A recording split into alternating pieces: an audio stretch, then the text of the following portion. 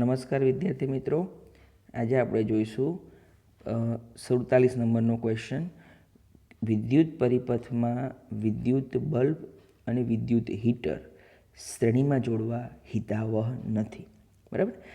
તો વિદ્યુત બલ્બ અને વિદ્યુત હીટરના અવરોધો ડિફરન્ટ હોય, જુદા જુદા હોય, તેમજ જરૂરી પ્રવાહના મૂલ્યો પણ જુદા જુદા હોય.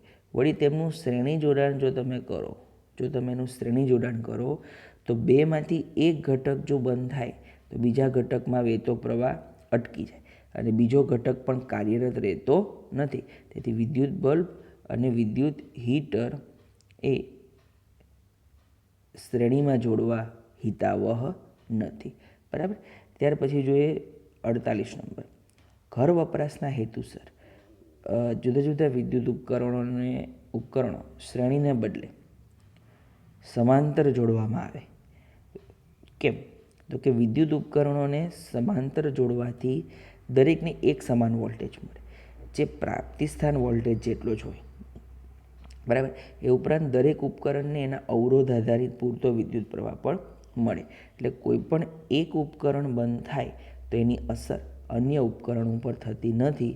તેથી વિદ્યુત વપરાશના જે ઘર વપરાશમાં હેતુસર વિવિધ ઉપકરણો શ્રેણીને બદલે કેવા જોડવામાં આવે છે? સમાંતર જોડવામાં આવે છે. બરાબર. ચાલો, ત્યાર પછી જોઈએ 49મો ક્વેશ્ચન.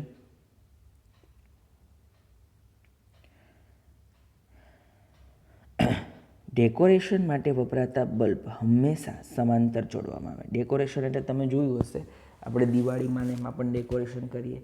ત્યાર પછી ઘણી બધી જગ્યાએ નાના નાના બલ્બની ડેકોરેશન લાઇટ્સ કરેલી હોય, બહુ બધી અસંખ્ય હોય છે, બહુ મોટા ટૂંકમાં અસંખ્ય એટલે મોટી સંખ્યામાં એ ડેકોરેશન નાની નાની લાઇટ્સ કરેલી હોય છે. બરાબર. તો ડેકોરેશન માટે વપરાતા બલ્બ હંમેશા સમાંતર જોડવામાં આવે છે. તો જો ડેકોરેશન માટે વપરાતા બલ્બ જો સમાંતર નહીં તો શેમાં જોડાય? શ્રેણીમાં. બે જ આપણી પાસે ઓપ્શન છે. તો જો ડેકોરેશન માટે વપરાતા બલ્બ જો શ્રેણીમાં જોડવામાં આવે તો એમનો સમતુલ્ય અવરોધ કેવો થઈ જાય? વધી જાય. અને બલ્બની જે તેજસ્વીતા છે એને અસર થાય. એટલે બલ્બ અમુક જ્યારે પાવર સોર્સ આપણે જ્યાંથી આપ્યો, બરાબર, ત્યાં તેજસ્વીતા વધારે હોય. જેમ જેમ આગળ જતું જાય એમ તેજસ્વીતા ઘટતી જાય. એટલે સમાંતર જોડાણમાં દરેક બલ્બની તેજસ્વીતા સમાન રહે. આપણો મેઇન હેતુ શું છે? કે બધા બલ્બ એક સરખા રીતે જગવા જોઈએ.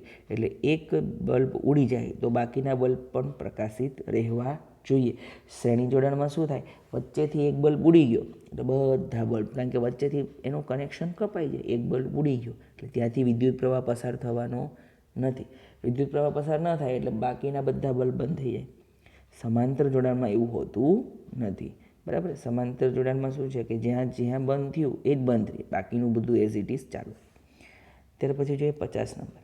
ટંગસ્ટન ફિલામેન્ટવાળા વિદ્યુત બલ્બમાં એક સુરેખ તારને બદલે તારનું ગૂંચળું વાપરવામાં આવે છે.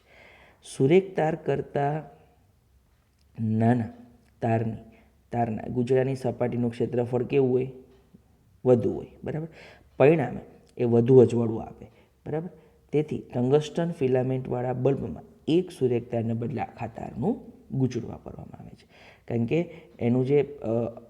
એનું જે અસર છે, એની જે પ્રકાશ આપવાની અસર છે એ વધી જાય જો તમે આખું ગૂંચળું વાપરો તો. આખું ગૂંચળું ન વાપરો, બરાબર, એક તાર વાપરો તો તમને એટલું બધું અજવાળું મળે નહીં જેટલું મળવું જોઈએ. બરાબર. તો વિદ્યાર્થી મિત્રો, આ બધા તમારે સવાલ જે છે તમારી નોટબુકમાં વ્યવસ્થિત રીતે લખવાના છે. ક્લિયર?